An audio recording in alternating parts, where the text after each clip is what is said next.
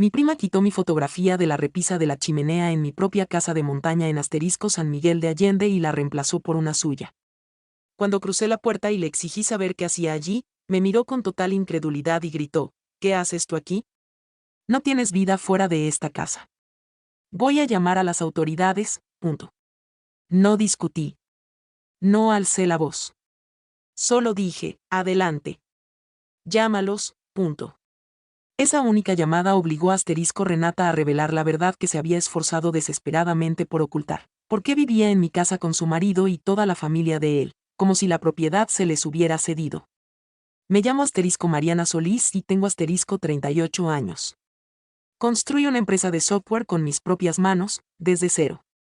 Fueron años de jornadas de 14 horas, festivos perdidos, decisiones interminables y sacrificios que la mayoría de la gente nunca vio. No nací en la riqueza. Nadie me ofreció un atajo. Todo lo que tengo es fruto de la perseverancia, la disciplina y la negativa a rendirme, incluso cuando el agotamiento se convirtió en mi estado habitual. Así que, cuando por fin logré tomarme un descanso principios de diciembre, sentí que me lo había ganado. Quería desaparecer un tiempo. Quería pasar una semana tranquila y a solas en mi casa de retiro en San Miguel de Allende. Dejé instrucciones detalladas a mis empleados y confié en que mis gerentes se encargarían de todo mientras yo me ausentaba. Lo único que buscaba era paz, sentarme junto a la chimenea, preparar comidas caseras, leer sin mirar el teléfono cada pocos minutos y permitirme volver a respirar. Mi prima menor se llama Renata. Tiene 29 años y está casada con Mauricio Castañeda. Años atrás, cuando nuestra relación era distinta y yo aún creía que nos respetábamos mutuamente, le di a Renata una copia de la llave de mi casa.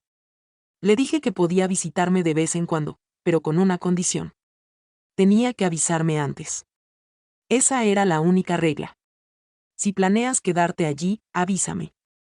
El viernes por la mañana hice las maletas, arranqué el coche y dejé atrás Querétaro. Antes de salir de la ciudad, hice una breve parada en la oficina de mi empresa. En el bolso llevaba una carpeta llena de documentos que quería organizar durante mi estancia: escrituras de la propiedad, facturas de reparaciones, papeles del seguro y recibos relacionados con la casa. La carretera hacia San Miguel estaba abarrotada. Era esa clase de tarde en la que todas las vías parecen colapsadas por gente que intenta escapar de la ciudad al mismo tiempo. Entre atascos, retrasos por obras y las curvas del camino cerca de la sierra, el trayecto duró casi 4 horas. Cuando por fin llegué, estaba agotado, pero aliviado. Ya me imaginaba la calidez de la chimenea y la tranquilidad que me esperaban dentro. Entonces entré en el camino de acceso. Y vi el vehículo de Renata aparcado allí. El mismo vehículo que oficialmente era suyo, pero cuyas cuotas mensuales yo había estado ayudando a pagar durante casi 3 años. A su lado había otro coche que no reconocía. Una sensación de frío se instaló en mi pecho. Renata no me había llamado. No había enviado ningún mensaje.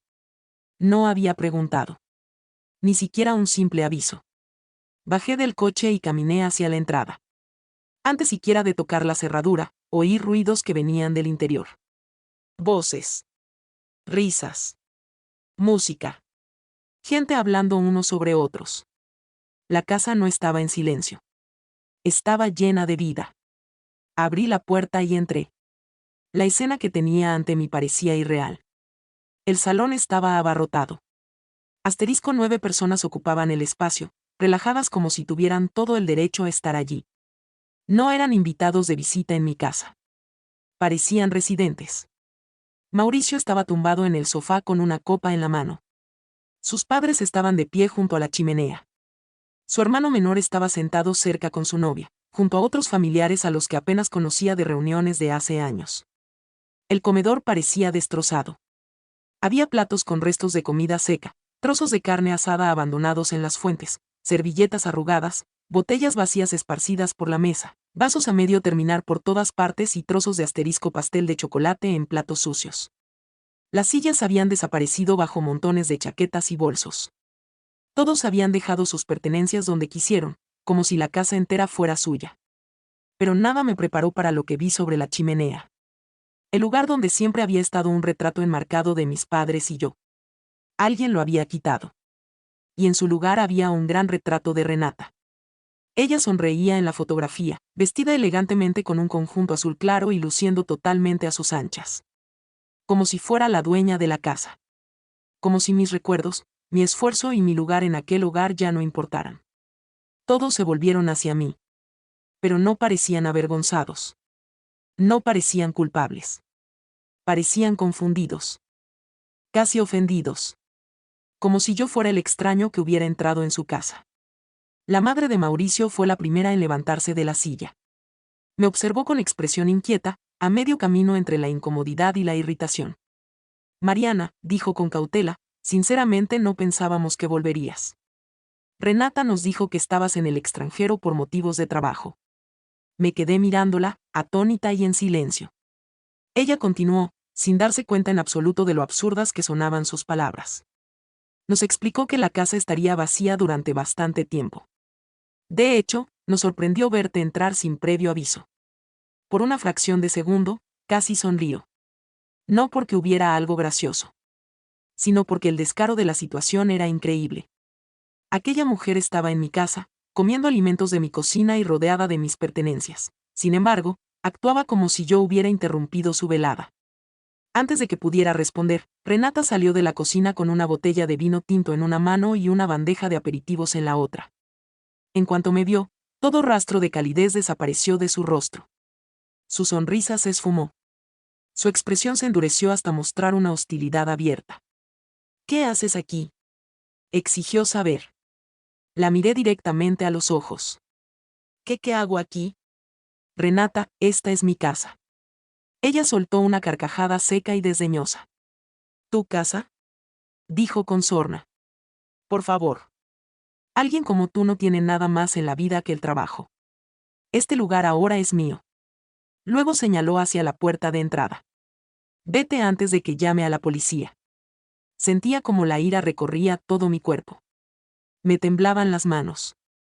Años de decepción, traición y resentimiento contenido amenazaban con estallar de golpe. Pero me negué a darle esa satisfacción. Manteniendo la voz firme, respondí. Soy la propietaria de esta casa. Nunca te di permiso para mudarte aquí. Jamás aprobé que trajeras a los familiares de tu marido. Y, desde luego, nunca desaparecí en un viaje de larga duración.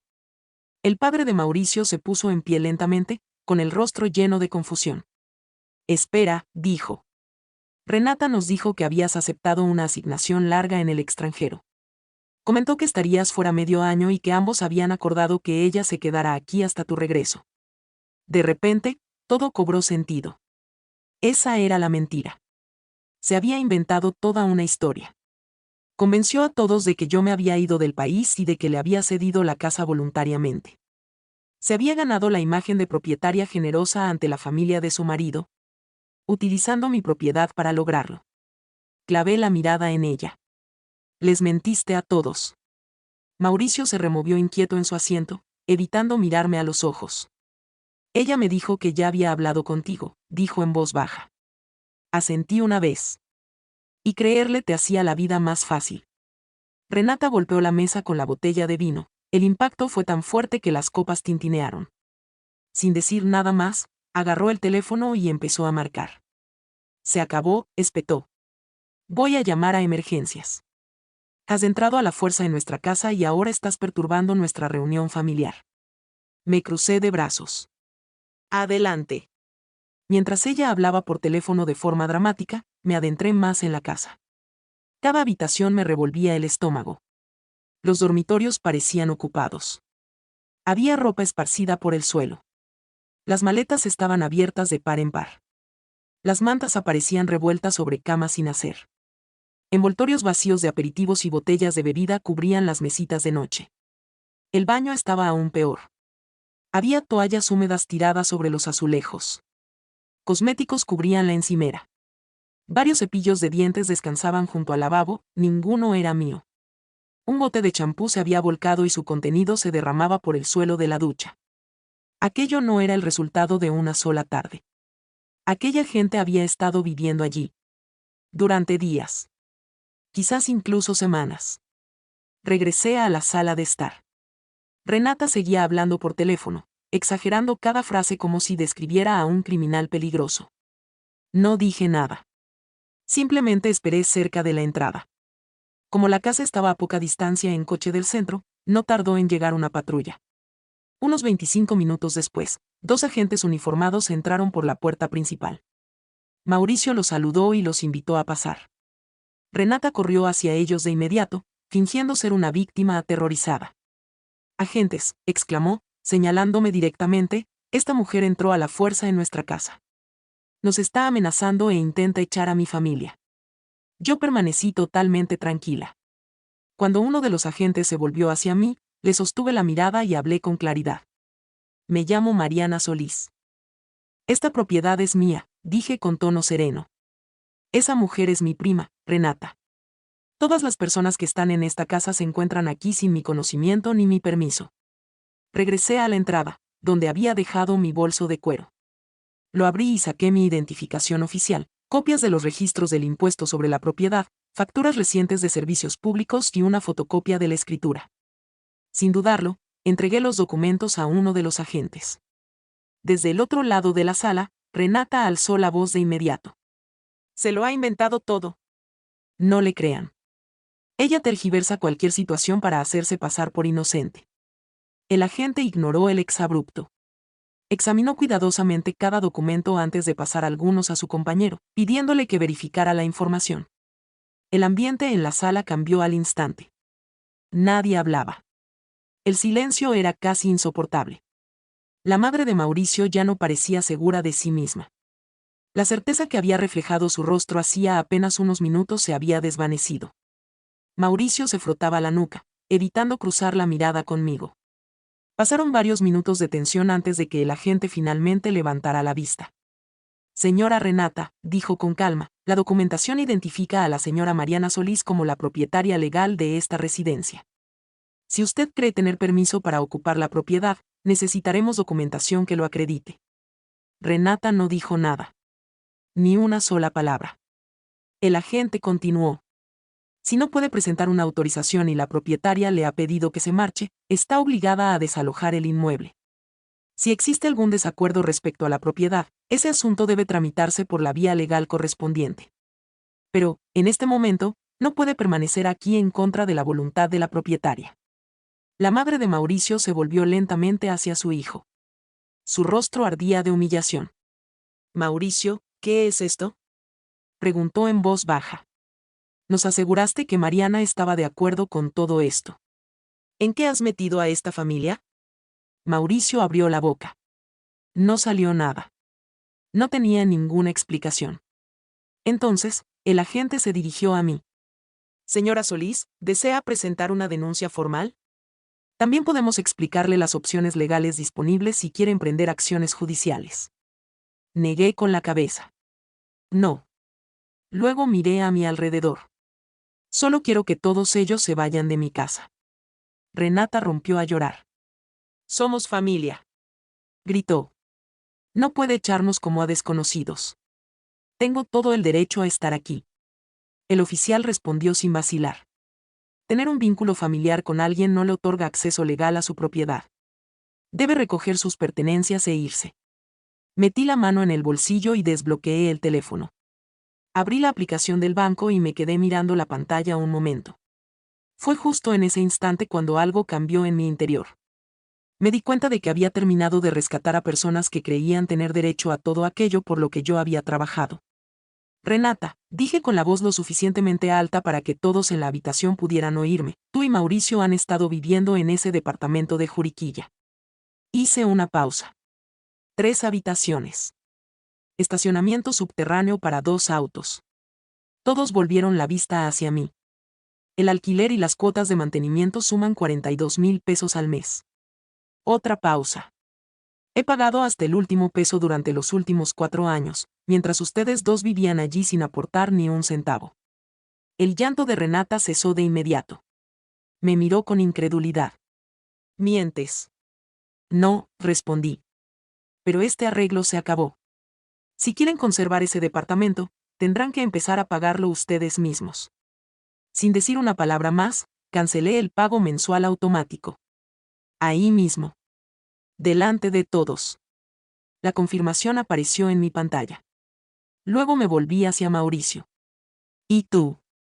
Su rostro perdió el color al instante. Tenía pensado recomendarte para un ascenso. Se quedó paralizado. ¿Conoces a Daniel Herrera, tu director regional? Vi cómo el reconocimiento se reflejaba en su rostro. Es un amigo íntimo mío desde hace años. Dejé que eso se asimilara antes de continuar. Fui yo quien lo convenció de entrevistarte en un principio. Mauricio tragó saliva con dificultad. Mariana, por favor, mi trabajo no tiene nada que ver con esto. Tiene todo que ver con esto. No alcé la voz. Confiaba en ti. Creía que te importaba mi familia. Así que abrí puertas que nunca se habrían abierto por sí solas. Miré a mi alrededor. ¿Y cómo me lo pagaste? Te sentaste cómodamente en mi casa, bebiste mi vino, recibiste a tus familiares en mi sala y viste cómo me trataban como si yo fuera una intrusa en mi propio hogar. Negué con la cabeza. Ese favor se acaba hoy. Si conservas tu puesto, será porque te lo has ganado, no gracias a mí. Entonces, otro pensamiento cruzó mi mente. Volví a abrir la aplicación de mi banco. Esta vez seleccioné la cuenta de financiación del SUV de Renata. El mismo SUV aparcado fuera, en la entrada de mi casa. Aquel que ella me había rogado que le ayudara a comprar porque, según decía, necesitaba un vehículo fiable para llevar a los padres de Mauricio a sus citas médicas. TS. El vehículo estaba registrado completamente a nombre de Renata. Yo mismo pagué el enganche. Y durante casi 3 años, estuve pagando cuotas mensuales de casi 13.500 pesos. Ese pago era el siguiente. Toqué la pantalla una última vez. El pago automático desapareció. Luego miré directamente a Renata. ¿Y la camioneta? Levanté el teléfono para que no hubiera malentendidos. También he cancelado esos pagos. Mi voz se mantuvo serena. La misma camioneta que insistías en necesitar para llevar a los padres de Mauricio a sus citas médicas. Miré hacia la entrada de la casa. En cambio, la usaste para traerlos aquí, para que disfrutaran de unas vacaciones en mi casa sin que yo lo supiera. Un sollozo entrecortado escapó de los labios de Renata. No puedes hacer esto. Ya lo he hecho. No aparté la vista de ella ni un instante. Desde que nuestros padres fallecieron, he gastado bastante más de 2,5 millones de pesos manteniéndote. Fui enumerando cada gasto. Tu vivienda. Tu coche. La compra. La matrícula de la universidad. La terapia. Los gastos médicos. Las emergencias imprevistas. Cada vez que necesitabas a alguien, yo pagaba. Hice una pausa. Eso se acaba hoy. Ni un peso más. Volviéndome hacia los agentes, hablé con claridad. Quiero que desalojen a todo el mundo de mi propiedad. El agente de mayor rango asintió antes de dirigirse a los presentes. Todos, empiecen a recoger sus pertenencias. Si han bebido, no conduzcan.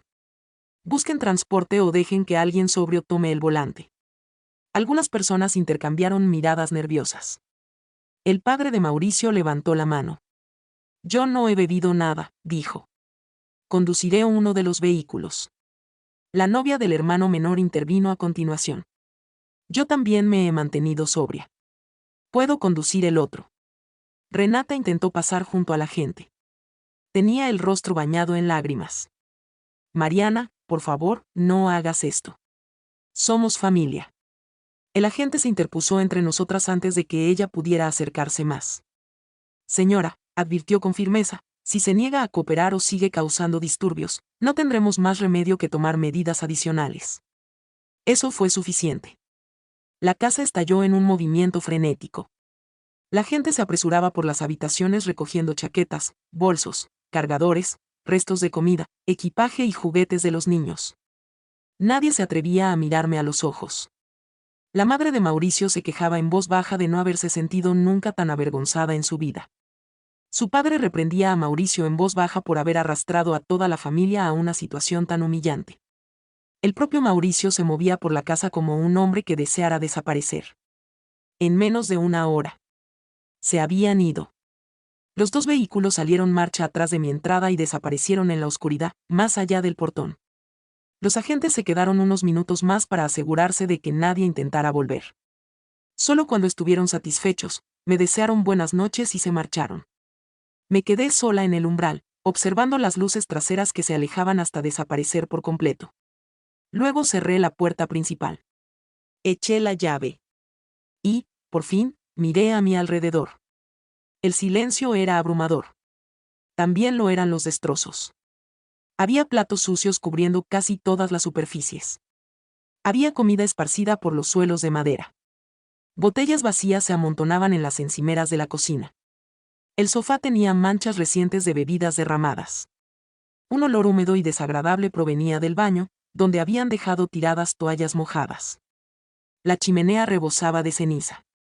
Entonces, mi mirada se posó en algo que dolía más que todo lo demás. La fotografía enmarcada de mis padres y yo. Alguien la había quitado de la repisa de la chimenea. Estaba apoyada en el suelo, detrás de una planta decorativa. Escondida. Como si no significara nada. Como si su lugar fuera la basura. Me senté con cuidado en el único rincón limpio del sofá. Durante un buen rato. Me quedé allí sentada, sin más. Pensando. Recordando. Repasando los últimos 13 años de mi vida. Cuando nuestros padres murieron, yo tenía 27 años. Renata solo tenía 19. Todavía estaba terminando sus estudios. Estaba perdida. Aterrada. Totalmente despreparada para afrontar la vida sin ellos. Nunca tuve dudas sobre lo que haría. Ella era mi prima pequeña. Necesitaba a alguien. Así que me convertí en esa persona. La acogí en mi casa sin dudarlo. Pagué todo. Sus comidas. Su ropa. Su teléfono. El material escolar. Siempre que decía necesitar terapia, yo también pagaba esas facturas. Tras su graduación, me aseguré de que pudiera continuar sus estudios. La matrícula. Los libros. El transporte. Todos los gastos salían de mi cuenta bancaria. Creía que, al terminar la universidad, ella encontraría su propio camino. Forjarse una carrera. Construir una vida independiente. Pero ese día nunca llegó. Renata siempre tenía otro sueño. Un mes quería ser artista. Al siguiente, novelista. Luego, diseñadora de interiores. Siempre había otra ambición creativa aguardando a la vuelta de la esquina. Se describía constantemente como alguien que estaba, a punto, de alcanzar el éxito. Siempre preparándose. Siempre planeando. Sin llegar nunca a empezar realmente. Pasaron los años. La universidad se convirtió en un recuerdo lejano. Y, de alguna manera, seguía viviendo bajo mi techo. Renata había caído en una rutina que parecía no cambiar nunca. Rara vez se levantaba de la cama antes del mediodía. Gastaba dinero que no había ganado. Y cada vez que le pedía que contribuyera aunque fuera mínimamente, actuaba como si la hubiera insultado. Entonces conoció a Mauricio. Al principio, me sentí esperanzado. Sinceramente creí que por fin había llegado alguien a su vida que la animaría a independizarse. Se casaron y buscaron un lugar donde vivir juntos. Por primera vez en años, pensé que mi responsabilidad hacia ella había terminado por fin. No podría haberme equivocado más. El sueldo de Mauricio no bastaba para mantener el estilo de vida que Renata creía merecer. Ella quería cenas elegantes. Ropa de marca. Escapadas de fin de semana. Talleres de pintura. Sesiones en spas de lujo. Cuando sus finanzas se derrumbaron, volvió directamente a mí. Insistió en que solo necesitaban ayuda temporal con el apartamento. Solo unos meses, prometió. Le creí. Acepté cubrir 42,000 pesos cada mes. Esperaba que el acuerdo durara 6 meses. Quizás un año. En cambio, continuó durante 4 años. Luego llegó la camioneta. Una tarde, Renata llegó a mi oficina llorando. Me contó que los padres de Mauricio tenían graves problemas de salud. Según ella, necesitaban transporte constante para ir a citas médicas, y los taxis ya no resultaban prácticos ni seguros. Dijo que necesitaban desesperadamente un vehículo familiar fiable. Creí cada palabra. Pagué el enganche de una camioneta valorada en casi 800,000 pesos. Aunque el contrato de financiación estaba totalmente a nombre de Renata. Las cuotas mensuales salían de mi cuenta. Durante casi 3 años, pagué sin rechistar unos 13.500 pesos al mes. Y aquella noche, descubrí para qué se había utilizado realmente el vehículo. Para transportar a los familiares de Mauricio a mi casa. Para que pudieran instalarse cómodamente y disfrutar sin que yo lo supiera. Durante tanto tiempo me había convencido de que Mauricio sería una influencia positiva. Pensé que podría animar a Renata a ser más responsable. Más madura. Más dispuesta a construir un futuro que a esperar que se lo sirvieran en bandeja. En cambio, él encajaba a la perfección en la vida que ella ya había creado. Prefería la comodidad al esfuerzo. La conveniencia a la responsabilidad. Mientras mi dinero siguiera resolviendo todos los problemas. Ninguno de los dos tenía motivos para cambiar. Cerré los ojos. Una frase resonaba en mi mente una y otra vez. No tienes vida. Aquellas palabras no se me habían escapado en un arrebato de ira. Reflejaban exactamente lo que Renata pensaba de mí. Después de todo. Después de acogerla cuando murieron nuestros padres. Después de pagar su educación. Después de alimentarla. De darle techo. De comprarle el coche. De ayudar a su marido. De mantenerlos a ambos año tras año. Ella seguía viéndome como la egoísta. Me quedé allí sentada mucho después de la medianoche. Finalmente me levanté, busqué varias bolsas de basura y empecé a poner orden en mi casa. La limpieza duró horas. Lavé montañas de platos. Tiré la comida en mal estado. Desinfecté todas las encimeras. Recogí las botellas vacías. Junté la ropa que no era mía y la metí a presión en bolsas de basura. Fregué el baño hasta que el olor desapareció por fin. Y antes de terminar, cogí la fotografía enmarcada de mis padres y de mí, que había estado escondida. La coloqué de nuevo sobre la repisa de la chimenea. Exactamente donde debía estar. Cuando por fin terminé, el reloj marcaba casi las 5 de la mañana. Demasiado agotada para subir a la planta de arriba, me quedé dormida en el sillón recién limpio. La luz del sol me despertó hacia las 9:30. Lo primero que hice fue buscar un cerrajero en San Miguel de Allende. Esa misma tarde, ya habían cambiado todas las cerraduras de la propiedad. La entrada principal. La puerta trasera. El portón lateral. Todas y cada una. Cerraduras nuevas. Llaves nuevas. Un nuevo comienzo. Mientras el cerrajero trabajaba, bloqueé el número de Renata. Luego el de Mauricio. Después, el de todos los miembros de su familia cuyos datos de contacto tenía. No me interesaban las excusas. Ni las disculpas.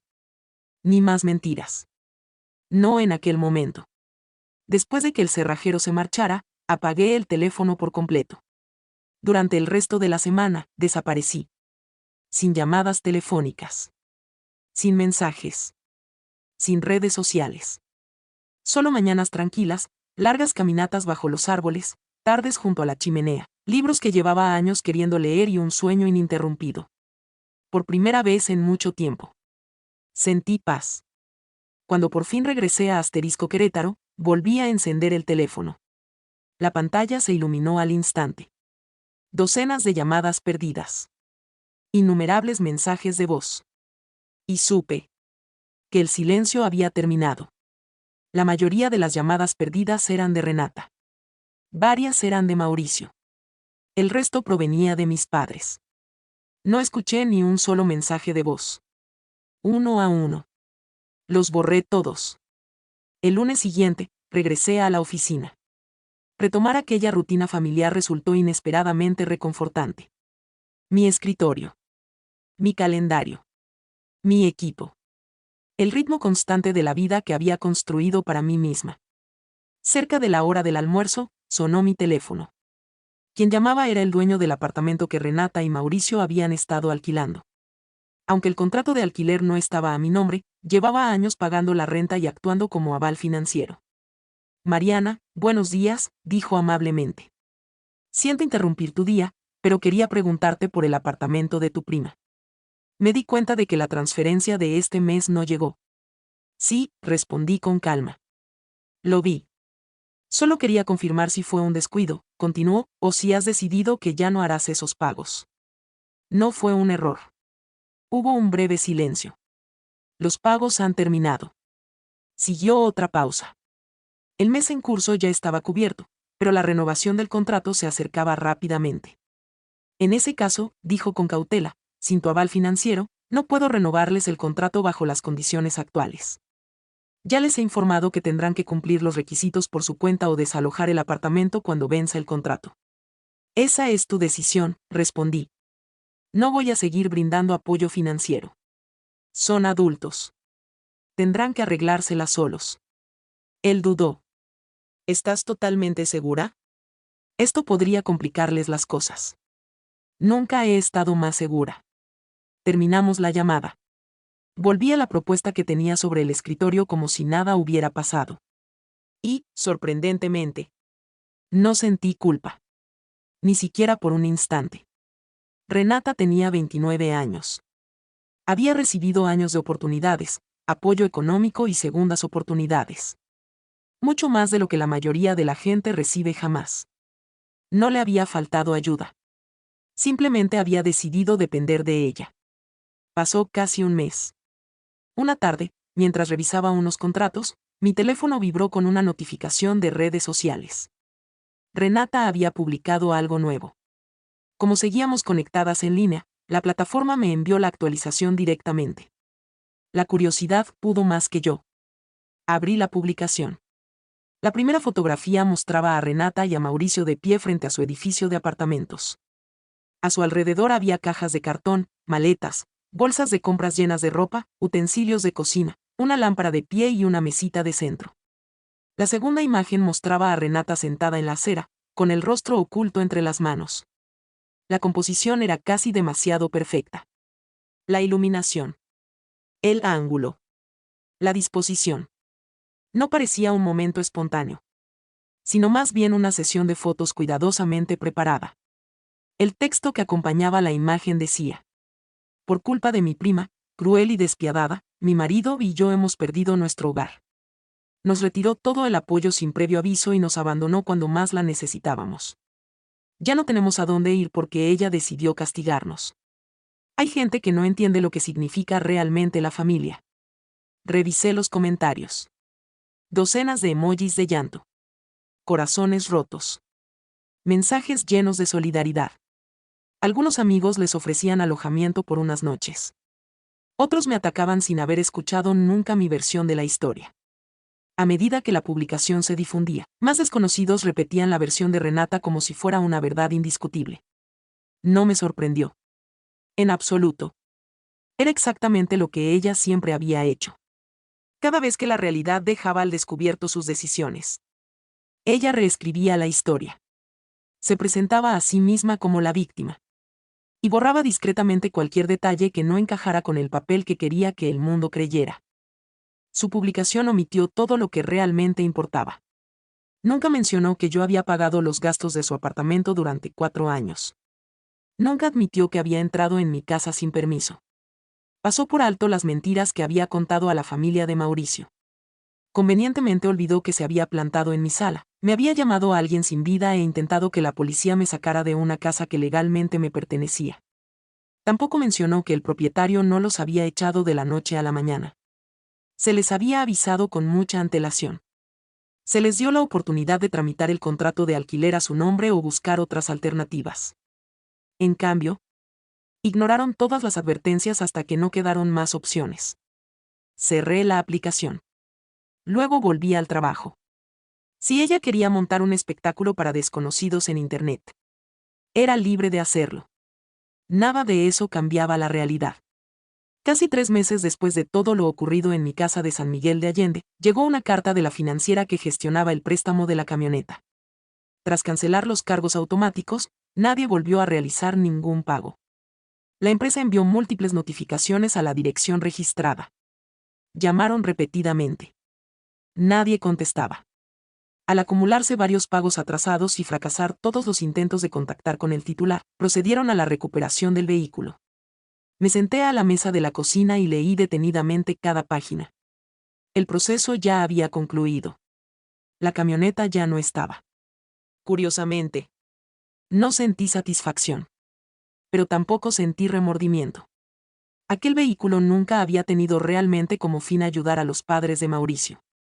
Se había convertido simplemente en otro lujo costoso que Renata esperaba que otra persona le proporcionara. Más tarde esa misma noche, apareció otra notificación en mi teléfono. Renata había vuelto a publicar algo. Esta vez, la foto mostraba únicamente una plaza de aparcamiento vacía. El texto decía: hoy se llevaron mi camioneta. Mi prima hizo esto por despecho. Arruinó mi vida por un solo error. Ahora ni siquiera puedo ir a entrevistas de trabajo porque no tengo transporte. Me lo ha quitado todo. Las reacciones fueron exactamente las que esperaba. Más muestras de compasión. Más acusaciones dirigidas contra mí. Una persona incluso sugirió organizar una recaudación de fondos en línea para que ella pudiera comprar otro vehículo. Pero una frase llamó mi atención. Un error. No podía dejar de pensar en esas palabras. ¿Un error? Entrar a la fuerza en mi casa. Inventar mentiras para la familia de Mauricio.